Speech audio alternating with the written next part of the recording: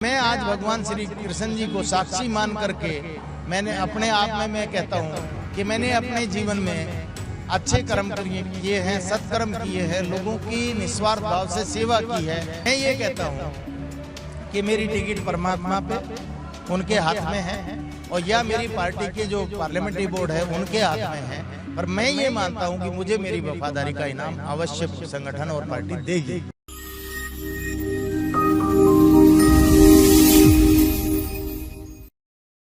श्री कृष्ण जन्माष्टमी महोत्सव के पर्व अवसर पर गुरुग्राम में जगह जगह मंदिरों को सजाया गया। हजारों लाखों की संख्या में श्रद्धालु मंदिरों में पहुंचे, वहां पर भजन का लुत्फ लिया और फिर रात 12 बजे श्री कृष्ण के जन्मोत्सव को धूमधाम से मनाया। आपको इस खबर में दिखाएंगे कि श्री कृष्ण जन्माष्टमी के मौके पर गुरुग्राम में कहां कहां कार्यक्रम हुए, कहां कहां जागरण किया गया और किस तरह भक्तों की भारी भीड़ इन जागरण में उमड़ी है। वहीं बीजेपी से टिकट मांग रहे बीजेपी के प्रदेश उपाध्यक्ष जीएल शर्मा भी इस तरह के कई कार्यक्रमों में शामिल हुए और वहां पर उन्होंने कौन सी अहम बात कही है वो भी आप लोगों को इस खबर में हम दिखाएंगे। नमस्कार, मैं हूं सुनील यादव और आप देख रहे हैं गुरुग्राम न्यूज। श्री कृष्ण जन्माष्टमी के महोत्सव पर पूरे गुरुग्राम को अच्छी तरह से सजाया गया। हर मंदिर में साज सज्जा की गई और हजारों लाखों श्रद्धालु मंदिरों में देर रात तक रुके रहे। श्री कृष्ण जन्माष्टमी के महोत्सव पर रात 12 बजे के बाद चारों ओर श्री कृष्ण के जयकारे गूंजने लगे। हाथी घोड़ा पाल की, जय कन्हैया लाल की, इस तरह के नारों से पूरा गुरुग्राम गूंज उठा। लेकिन उससे पहले गुरुग्राम के अलग अलग मंदिरों में रंगारंग कार्यक्रम किए गए। भगवान श्री कृष्ण के, राधा कृष्ण के भजन चलाए गए, जागरण का आयोजन किया गया और इन्हीं जागरण में पॉलिटिकल पार्टी के नेता भी अपने अपने दलबल के साथ वहां पर पहुंचे और जनता से यह कहा कि श्री कृष्ण ने जो गीता में उपदेश दिया कि व्यक्ति को सत्कर्म करना चाहिए, अपने कर्म करने चाहिए, फल की चिंता नहीं करनी चाहिए, उसी तरह से हर एक सनातनी को अच्छे कर्म करने चाहिए, हर किसी को राम राम करनी चाहिए और उसका फल जरूर ईश्वर देते हैं। वहीं जीएल शर्मा ने गुड़गांव विधानसभा की कई ऐसे जागरण समितियों का दौरा किया और जहां जहां कार्यक्रम हुए वहां पर वो पहुंचे और वहां पर उन्होंने भगवान श्री कृष्ण का आशीर्वाद मांगा और आशीर्वाद में मांगा कि उनको गुड़गांव विधानसभा से बीजेपी इस बार अपना उम्मीदवार बनाए और जब उम्मीदवार उनको बनाया जाए तो वो चुनाव जीतकर गुरुग्राम की जनता की सेवा करे। क्योंकि उन्होंने जनता से भी ये कहा है कि भगवान श्री कृष्ण का ये उद्देश्य था कि वो जनता को, वो इंसान को ये शिक्षा दे कि इंसान के अंदर सेवा भाव होनी चाहिए, बड़ों का आदर होना चाहिए और छोटों को प्यार होना चाहिए। इस तरह के कर्म इंसान को करने चाहिए और यही कर्म करने की भावना और यही संदेश लेकर जीएल शर्मा ने गुरुग्राम के कई मंदिरों में श्री कृष्ण के आगे मत्था टेका। आइए आपको जीएल शर्मा से खास बातचीत सुनवाते हैं। गुड़गांव विधानसभा से बीजेपी के टिकट के दावेदार हैं जीएल शर्मा और आज जन्माष्टमी के महोत्सव पर वो जगह जगह जा रहे हैं जहां जहां महोत्सव में जागरण किए जा रहे हैं और लोग इंतजार कर रहे हैं उस घड़ी का जब श्री कृष्ण का जन्म हुआ।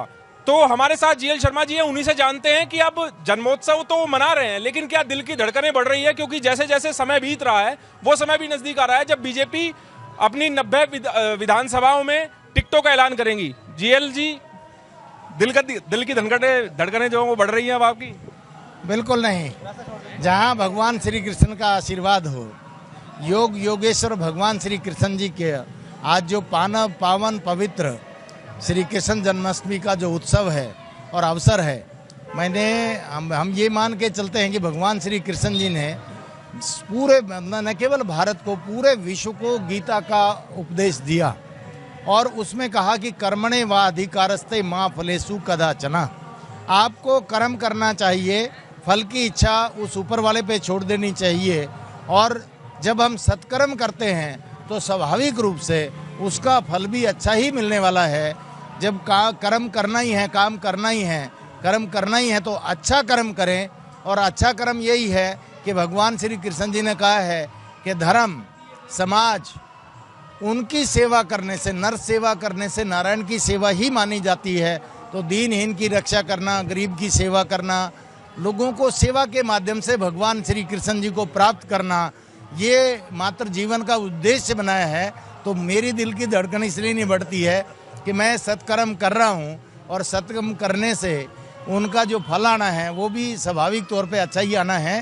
तो दिल की धड़कनों को बढ़ने की बजाय आज के दिन तो पूरे विश्व में, आज केवल भारत में नहीं पूरे विश्व में भगवान कृष्ण की जन्माष्टमी का जो पर्व मनाया जा रहा है, उस अवसर पर मैं पूरे हिंदुस्तान के सभी प्रत्येक सनातन धर्म के व्यक्ति को और पूरे विश्व के लोगों को भगवान योगेश्वर भगवान श्री कृष्ण जी की जन्माष्टमी की हार्दिक शुभकामनाएं देता हूं और भगवान श्री कृष्ण जी से प्रार्थना करता हूं कि जो आपने कही थी कि यदा यदा ही धर्मस्य ग्लानिर्भवति भारत अभ्युत्थानम धर्मस्य तदात्मनम सर्जाम, जहाँ जहाँ धर्म की हानि होगी वहाँ भगवान अपने अनेकों रूप में हिंदुस्तान में आएंगे, भारत में ही आएंगे, क्योंकि प्राचीन जो ये सत्य सनातन धर्म है बहुत प्राचीन है और ये विश्व में केवल भारत को ही गौरव हासिल है कि हमारे परमात्मा ने जितने बार भी अधर्म को समाप्त करने के जन्म लिया,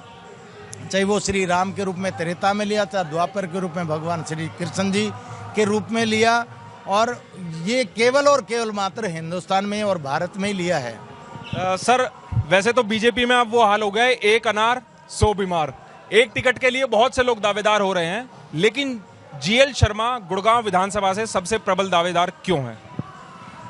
इसलिए करके कि मैंने अपने जीवन में, देखिए दो तरह की लोग सोचते हैं, मैंने अपने जीवन में राजनीति को सेवा का माध्यम बनाया है, राजनीति को बिजनेस का माध्यम नहीं बनाया। और जो लोग, कई तरह के लोग हैं, मेरी पार्टी में ही क्यों, अनेकों पार्टियों में अनेकों दावेदार हैं, सबके अपने उद्देश्य है, पर मैं आज भगवान श्री कृष्ण जी को साक्षी मान करके मैंने अपने आप में मैं कहता हूँ कि मैंने अपने जीवन में अच्छे कर्म किए हैं, सत्कर्म किए हैं, लोगों की निस्वार्थ भाव से सेवा की है। और जहाँ मैं रहा, किसी भी स्थान पे रहा, चाहे सामाजिक क्षेत्र में रहा, चाहे धार्मिक क्षेत्र में मैंने काम किया, और चाहे अब राजनीतिक क्षेत्र में काम कर रहा हूँ लगातार 25-30 साल से, तो गुड़गांव में राजनीतिक क्षेत्र के रूप में काम कर रहा हूँ। मैं निस्वार्थ भाव से लोगों की सेवा इसलिए करता हूँ कि जो मैंने आपको अभी बताई यहाँ पे लोगों को कि दिन के दो खाते हैं, एक भौतिक है और एक जो अपने साथ जाना है। तो अपने जीवन में मेरे को परमात्मा ने जो मैंने चाहा था उससे बहुत ज़्यादा कुछ दे दिया, उनका कृतज्ञ हूँ, आभारी हूँ।